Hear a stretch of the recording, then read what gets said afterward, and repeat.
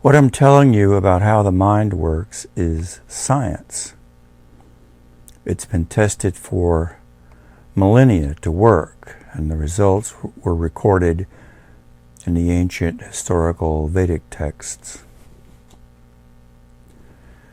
You'll get this great power and success more quickly if the mind is familiar with the greatest depth of peace inside. Entertaining a desire from that deep level has supreme power. It's like waves on the ocean.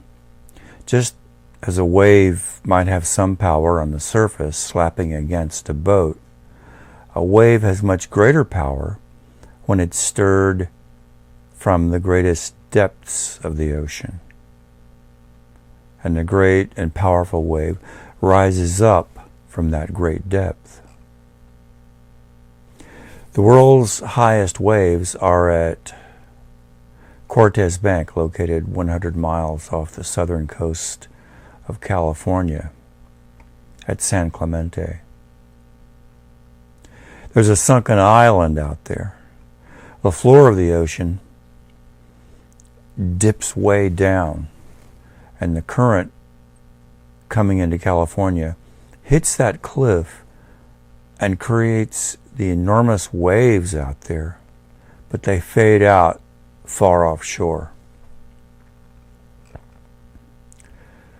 But here, in 2008, surfer Mike Parsons, who hired a boat to take him to Cortes Bank, which a lot of surfers do, he drops into a huge wave at tremendous speed.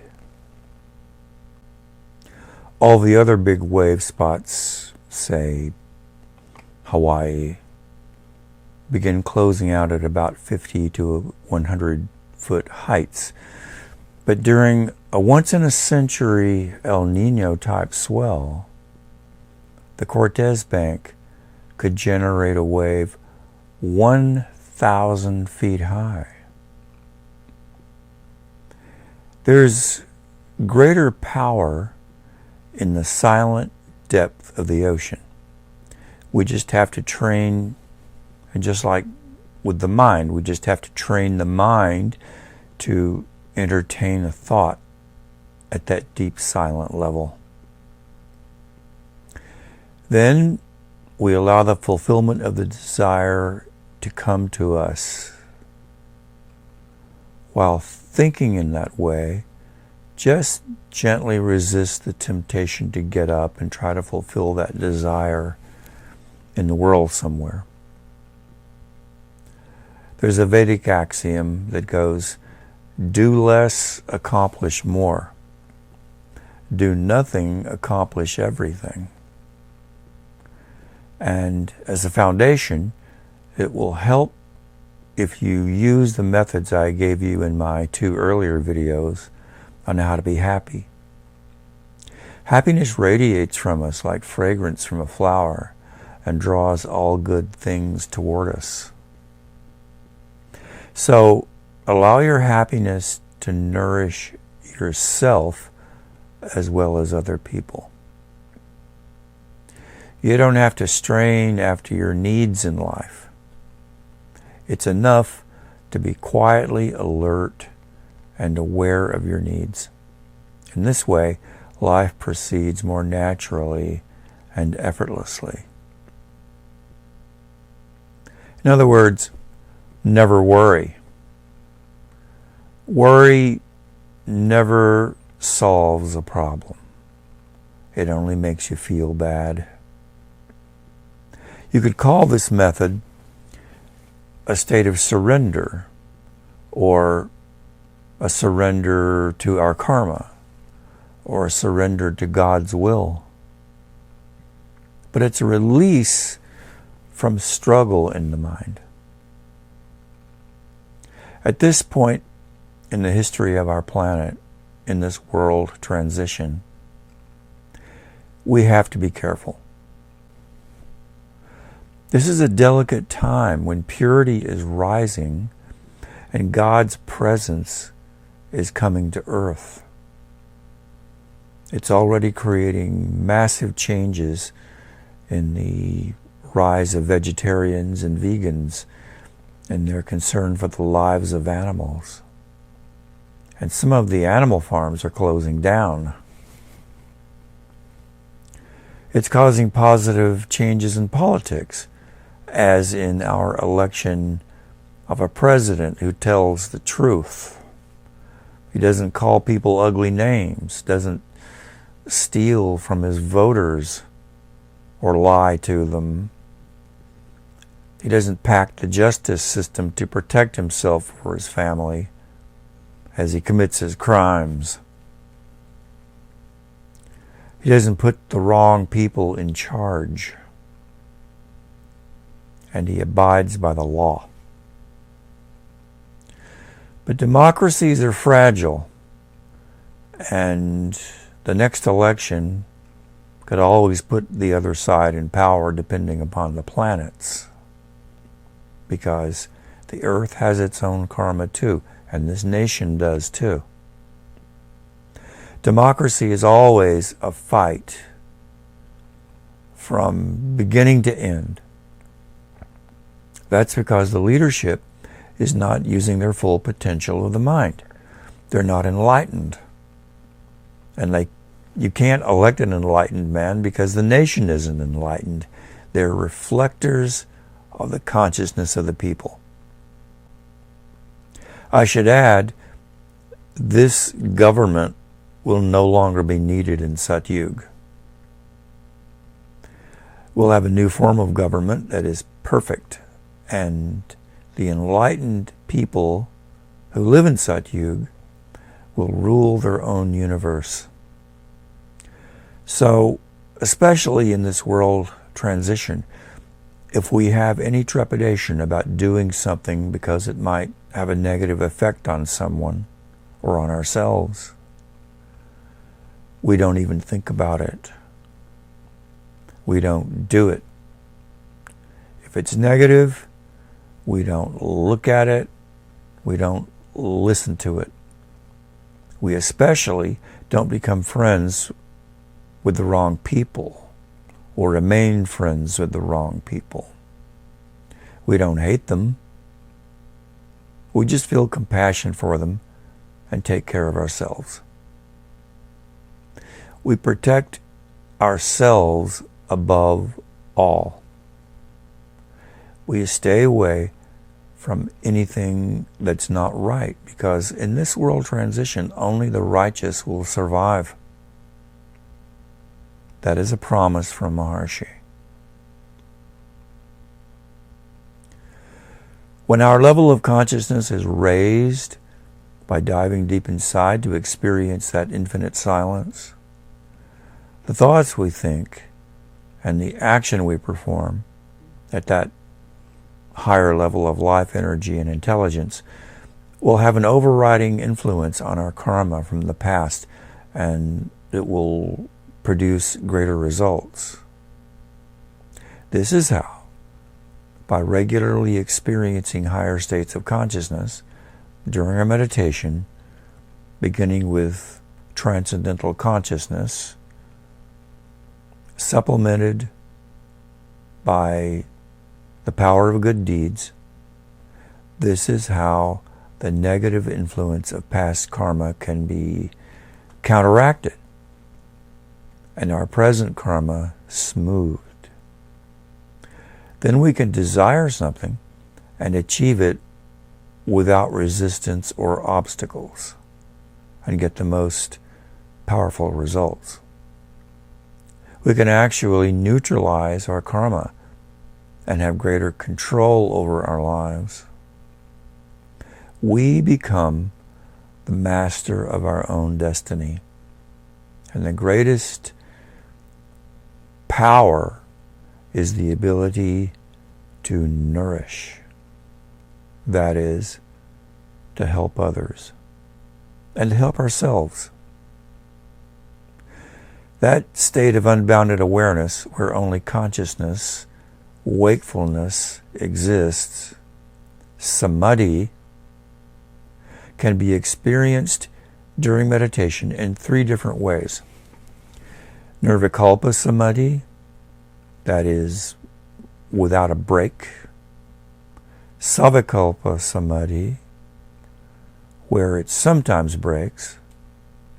And Ananda Nagat Samadhi, which is samadhi with bliss. Actually, Savikalpa Samadhi, the second one I mentioned, sometimes breaking, can be of 4 types itself. And there are much higher states of consciousness than all of these, which we'll discuss in future videos. In using these techniques, do your best.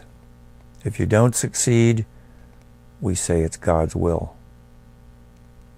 And this surrender helps things happen too.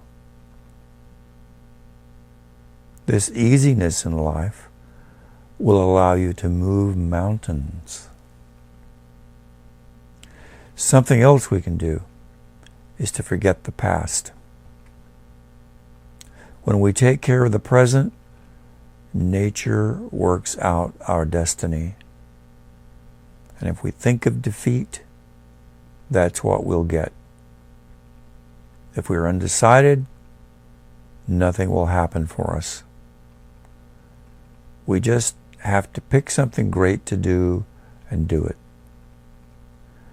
We never think of failure at all, because as we think now, that is what we get.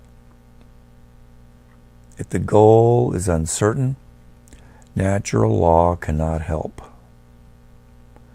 Doubts disallow support of nature. Most importantly, the way to give thoughts this power in their fullest is to regularly experience the self as unbounded. Unbounded awareness. This is the foundation for surrender to Almighty Nature, to the Almighty will of God. That is the most advanced technology. If one can really surrender, one can lose the smallness of the mind we know and gain the unlimited, eternal status of absolute being. This is possible only in the state of transcendental consciousness, which is called Turiya Cetana. In ancient times, the most powerful technique for diving deep into the ocean of mind was called Raja Yoga. The yoga, the union of kings, rajas. Because the knowledge was given out only to kings in those days. It was lost for thousands of years and then recently revived in our time for the whole world, just in time as Kali Yuga was ending and there were all these dangers to the environment. Not to mention nuclear missiles. This has never happened in the history of our planet, where this technique has been brought forth and given to, offered, made available to everyone in the world. In our age, it's called not Raja Yoga, it's called the Transcendental Meditation Technique. After a few months of practice with that, tasting that depth of the mind, you can learn the TM Siddhis. Siddhi means power. Those techniques allow you to dive inside and then not just sit in deep silence, but to explore our thoughts at a very deep level, but not at the full depth. This way we become accustomed to experiencing a thought close to its inception. And this allows us to stir the ocean from that great depth. And among all of the TM cities, the most powerful TM city is called the Flying Sutra. And everyone who uses it is at the beginning stages of that technique that can overthrow gravity. The first stage, according to Patanjali, it's written in his Yoga Sutram, the Yoga Sutras of Patanjali. First stage is sweating. The second stage is shaking, and then making animal noises because the stress is coming out. And then hopping like a frog, as he calls it, and then hovering, and then, stationary in the air, and then moving through the air. We use this particular city to prepare for Satyug, where we'll have permanent mastery over gravity. Maharishi said that nowadays, in Kali Yuga, it's easier to make cows fly. Not so that we can actually fly right now, even though anything is possible in Satyug, but so we can master all of the laws of nature. That's its real purpose, not to show off our powers. There's the electromagnetic force, which powers our electrical devices and allows for communication through radio waves and so forth. Then there's the weak force responsible for powering stars and creating elements and creating most of the radiation in the universe. And then the strong force responsible for binding quarks into clusters to make subatomic particles like protons and neutrons. And then the fourth force is the force of gravity. And these are the four forces that govern the universe. We have precise mathematical theories uniting these forces. The electromagnetic field, which is really a unified field in itself. It's the union of electricity and magnetism. But that one field, we call it, unites with the weak force to create electro-weak unification. And those two combine with the strong force to create grand unification. We have theories for all of these, mathematical theories that explain them. We're searching for M theory, or mega theory, or mother theory, which unites those three that we have theories for, and gravity, to explain mathematically how everything in the universe, all four forces, everything is united as one, where there's no distance between anything. The Flying Sutra teaches us to overcome the law of gravity. And that's important because gravity is the last of the four forces to go quantum. Overcoming the force of gravity allows us mastery over all of the laws of nature. And that's why the technique is so blissful. That is the ultimate way to be happy. And we get power with those specific techniques for exploring the depths of the mind in different ways.